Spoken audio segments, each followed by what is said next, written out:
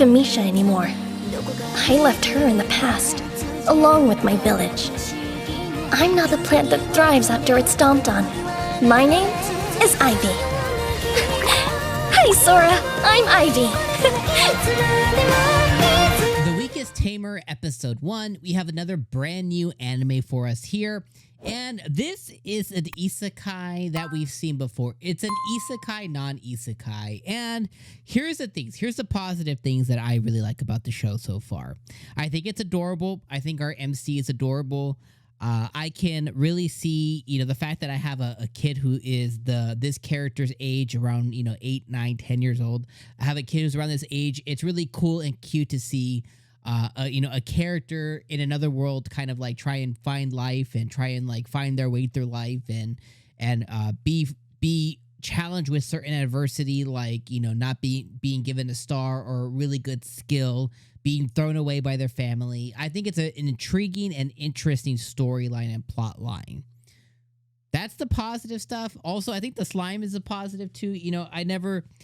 You can never have too many slime anime. I think that is all a positive stuff, okay? I think the slow life, slice of life, cool little like isekai stuff, very much into these kinds of shows, okay? That's the positive.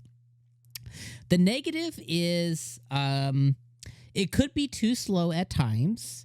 I think one of the worst tropes in isekai anime is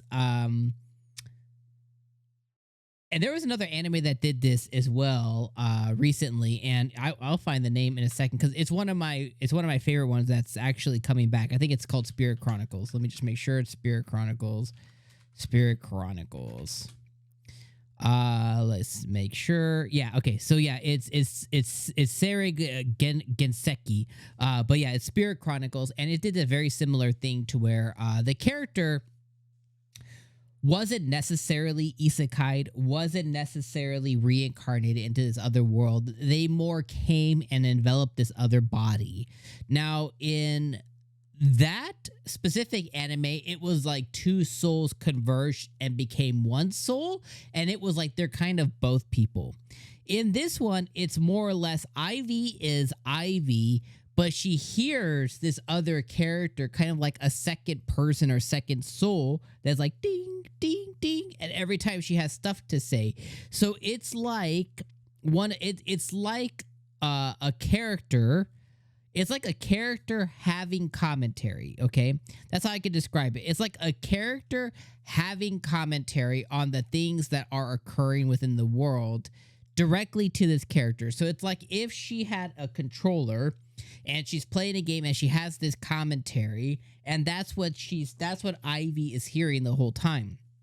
So it's one of the things that I simply don't like about these types of isekai anime. It's like, okay, we need to go one of two ways. It's either they were legitly isekai'd and they retain their memories and blah, blah, blah, blah, blah, okay?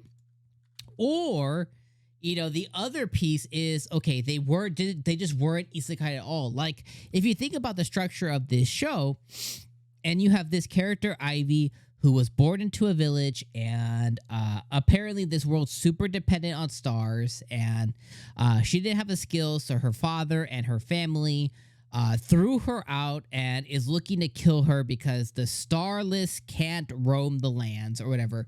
The ignorance of somebody who's isekai not understanding this, and the ignorance of just a child, just a regular kid not understanding, are the same. So it's like it doesn't and didn't need to be an isekai anime. It could have just been an anime where you have this character Ivy trying to understand that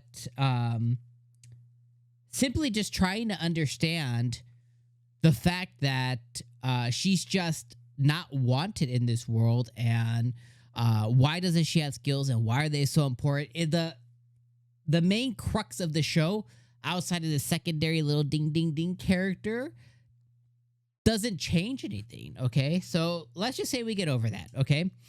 So the rest of the show has her running away from her village, beginning to collect trash, because that's kind of like the mainstay of the show. So she's gonna collect trash because that's her thing. And she starts to collect trash. She gets an outfit. She gets this. She picks a new name. Eventually, she runs into a slime. The slime ends up not matching what's in her book. The book is she was given, help by someone else who cared for her, but that lady died. And she's just trying to figure stuff out. And she, at the end of it, she's like, okay, I have this new spirit. I have this new motivation because my slime didn't die. I partnered with it. I tamed it because she's a tamer. So hopefully that comes into play later on with more animals and more monsters. And she's like, I'm going to go get life. And you have the secondary character dinging all the time. It's like, okay, that's fine. Yeah. I think the positive, though, is like the positives are it's cute. And I like seeing her as a character. I'm not a big fan of fan service for a little girl. There was some fan service here. And hopefully that doesn't continue too much because I'm not a big fan of that. We'll see on how that ends up playing out. It's fine. I'm never gonna, complain about fan service, as long as it's done well. Here, it was just real quick, so I'm not gonna complain about it too much. I love that it's dubbed.